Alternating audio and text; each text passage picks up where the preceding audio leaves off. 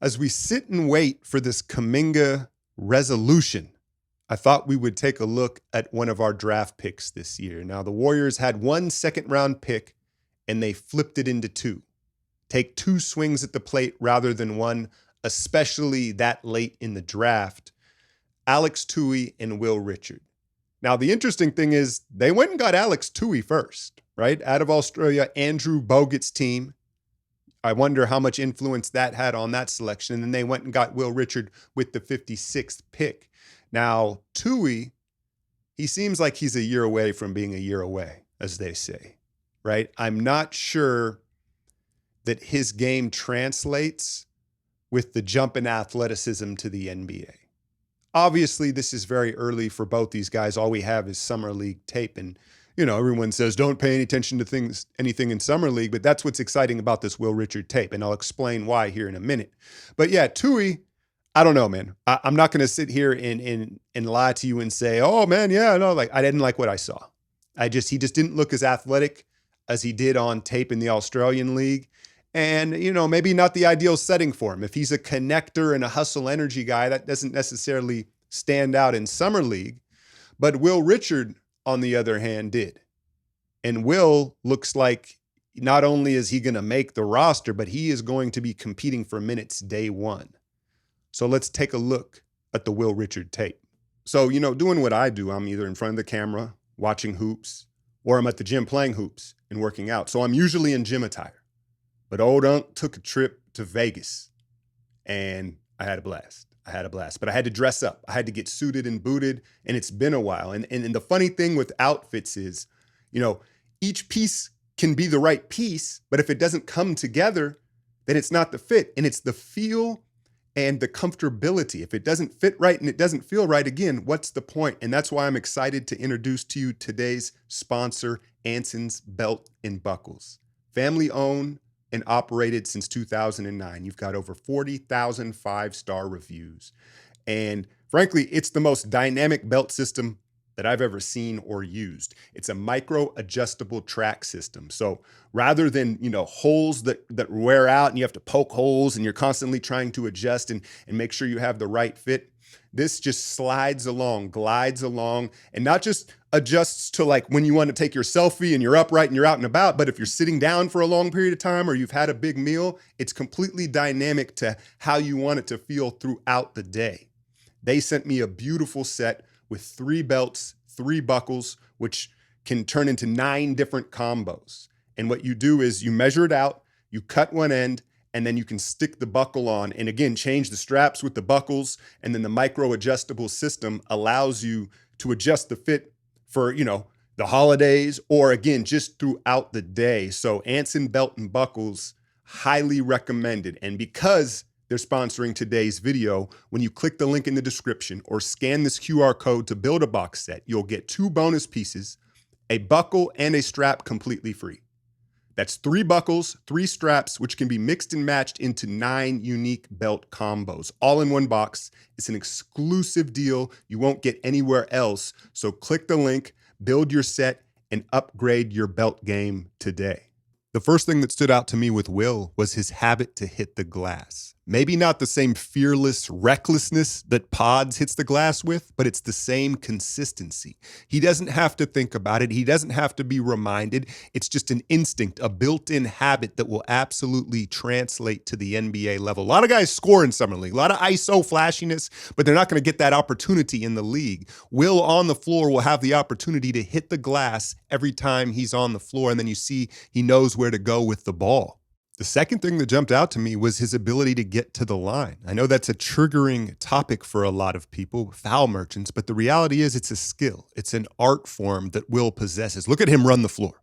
We'll talk about that in a minute. But Will is very good at making sure he gets contact when he gets downhill into the rim, whether that's hanging in the air and holding onto the ball a little longer to draw the contact, or a la Jimmy Butler, hopping to the other side of the rim through the body to get the contact. And then the willingness to hunt the foul. And we all complain about Steph and the lack of whistle that he gets.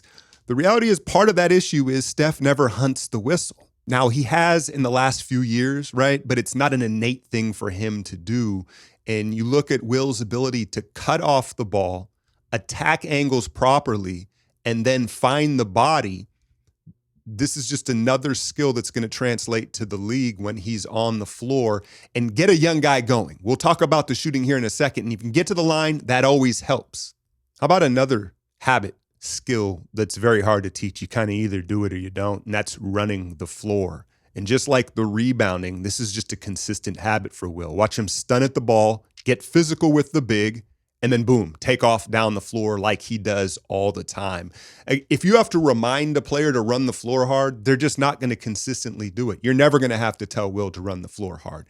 And the high hands, the long stride, the ability to draw contact at the rim, it's exciting because this is yet another skill that will fit in any system. We talk about system fit. That translates to any game, anytime, any place. Speaking of system fit, how does he move without the ball? Well, pretty damn good. There are different elements to moving without the ball. You can be taught to make the right cuts within a system, but it's hard to teach the timing of that. Kuminga has good timing on the cuts. Will has good timing on the cuts. But then when you're just playing in space and pace, the ability to just find the open spots and roam to the right place. He's got a nice little mid-range push shot. He flashed quite a bit. Tell me this isn't a Warrior-like play. The drive, the kick out, the relocate. Again, you don't teach that. That's instinctual to be in the open spot at the right time. And again, drifting back to the three-point line and gets himself a clean look. Watch him stop directly behind the screen on the pin down. There's nuance to this stuff. We're so used to watching Steph just make everything. Sometimes you don't realize. And then again, the timing on the trailer. Passing and mentality. When you've got a really good passer, there's a give and take because some of the passes they make, they only see if that's what they're looking for. And so sometimes I thought Will overpassed. He was too unselfish.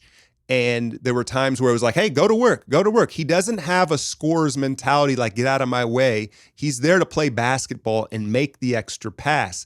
And so sometimes it costs him, right? He's not like a developed pick and roll passer or anything like that, but he's a very unselfish and willing passer.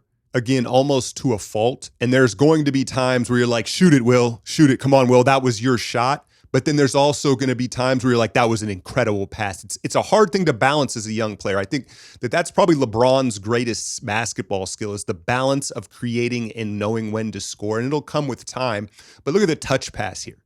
This was the skill that I was most taken back by watching Will here, was his vision and his willingness to pass the ball. For instance, here, he had made a couple shots in a row. You thought he was going to heat check this. No, he makes the basketball play to the more open shot. How about scoring and shooting? I saved this towards the back end because that's what everyone focuses on, right? And that's if you went and looked at highlights, you looked at his scoring and his shooting, I think what you're going to see is he's not an ISO guy. Here, I thought he had the angle. He couldn't get the step on a good defender. And there were a couple situations where it was like, yeah, he's probably not going to be able to create his own shot on the ball. He's going to be much more of a second side attacker. Here he was late against Miami. If he is going to, I like the mid work, the little post footwork and that high extension he gets. This was for game, got it off. But the three ball, it may have to be different than the midi. When you look at his midi here coming off pin downs, look how high that release is and how much elevation he gets. When you look at great mid-range shooters, it's a lot of leg. They get high elevation, and then it's a high release with less energy transfer through the elbow and wrist. But when you back up to the three-point line, that high elevation and the high release, it's hard to be consistent with, and the ball tends to come out flat. There can be a little hitch in the timing at the end of the release. And then you look at his free throw, I don't like his shot pocket. I think his shot pocket's too far out on the free throw line. And it ends up coming out flat as well. So there are some things to adjust, but I think most importantly, he's quick with the release and he's comfortable shooting in movement and he knows how to move without the ball. So eventually, I think he'll alter that three ball, but he's a good enough mid-range shooter right now to green light it, even in today's NBA world of analytics where very few are greenlit that mid-ranger. Last but not least, defense. Look, some guys have the physical tools and they don't have the want. Some guys have the want and they don't have the physical tools. Will has the right amount of both. The first thing that'll jump out at you is the active hands. You can tell Will takes pride in his defense. He's fundamentally sound. He's got a 6'9" wingspan, and he's not afraid to get dirty out there, hit the floor. He's very good at the strip and rip. He's willing to fight over the top of screens and stay connected. And again, when you look at the physical attributes, is he like this ultra quick lateral athlete? No, but he makes up for it with hand speed and want, and he's quick enough. He communicates. You saw him talking out there. He understands. He's got a good feel for switching and team defensive concepts. Again, a 4-year polished college player. I think defensively, he could guard up and down a little bit. Like you could guard threes, he could guard twos, and he could guard ones. And again, I can't overemphasize the want and pride, right? That comes first. You can make up for a lack of physical attributes, but he's got enough. And he strings efforts together. You talk about running the floor offensively, he also runs the floor defensively, which is just as important. Now, when you talk about a point of attack defender, because of the quick, great hands and pretty good distance management, it's a possibility. Is he going to be, I don't know if he's quite athletic, like bursty and strong enough, but he can definitely spend minutes there, right? The framework is there. Look at this touch pass and transition. It wasn't a flashy summer league for Will Richard, but if you were paying attention, it was an ultra impressive one. If you want to simplify things, drafting in today's NBA, a lot of the time it's kind of like, hey, is he athletic? Can he shoot? All right, let's take a swing, right? And then you end up drafting a really good athlete who maybe kind of can shoot. Will Richard is a basketball player. He defends, he rebounds, he passes, and I think he's going to shoot it well enough. He can score. He's a toolsy player, right? And I'm not concerned that's what's going to jump out at you is the 3-point percentage. It was like 23%. And if you watched the summer league games like I did, all of them, and actually did tape work on them, a lot of them were tough shots at the end of the clock because outside of Taron Armstrong, no one was trying to give the ball up on that team. Shout out Coleman Hawkins. He passed the ball when he got minutes, but a lot of those guards, they were looking for theirs. In LJ Cryer, the big guy from France, the big guard from France, like no one was setting him up for shots. But the pin downs in at baseline out of bounds, the bobs is where he got some of his production. But I'm not worried about the 3-ball because I don't think he's going to have to necessarily hang his hat on 3-point shooting. Again, because he's a basketball player. Defends, rebounds, passes. He does all the little things, and his habits translate immediately to the NBA. A guy can score 22 points per game in summer league, but he's had the ball the whole time in a pick and roll situation, and everyone's clearing out for him, right? The things that Will did that were impressive, again, immediately translate to the team, and then the system fit.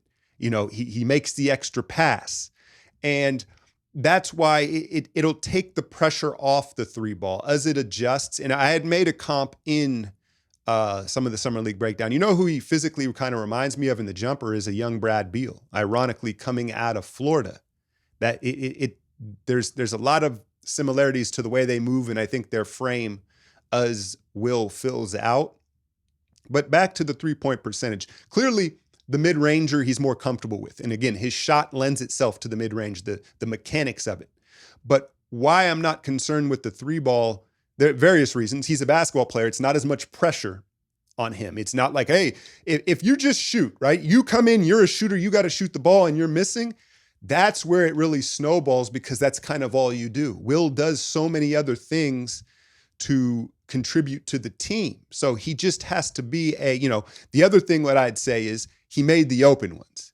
I don't know. He's not going to be this create a shot ISO guy. He's a second side attacker, right? He's a guy in transition. And when the ball gets swung to him, he's going to be able to attack the defense. And I think he'll be plenty efficient there. As the 3-point percentage gets more confident. And then again, the ability to get to the line really helps a young guy who's trying to get comfortable shooting the NBA 3 because he gets in there, he shoots 4 or 5 free throws. Again, it not only takes the lid off and builds the confidence, but it alleviates the pressure of having to make the 3-point shot. So I'm super impressed with Will.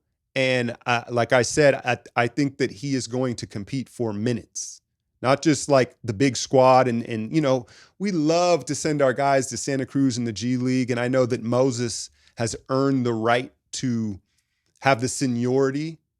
But I think that there should be and will be a legit training camp battle for those 2 guard minutes because they're about the same age, and Will, much quicker release, better instincts defensively, as good as Moses has got. They both have the great active hands, but I think where Mo can maybe guard up more, like you can put Mo on bigger wings, Will can maybe guard down and guard some smaller, quicker guys. But there's no reason they both can't play. I don't want to make this a Moses versus Will thing, but I certainly think that Will Richard is going to compete for minutes and be a part of this team this season.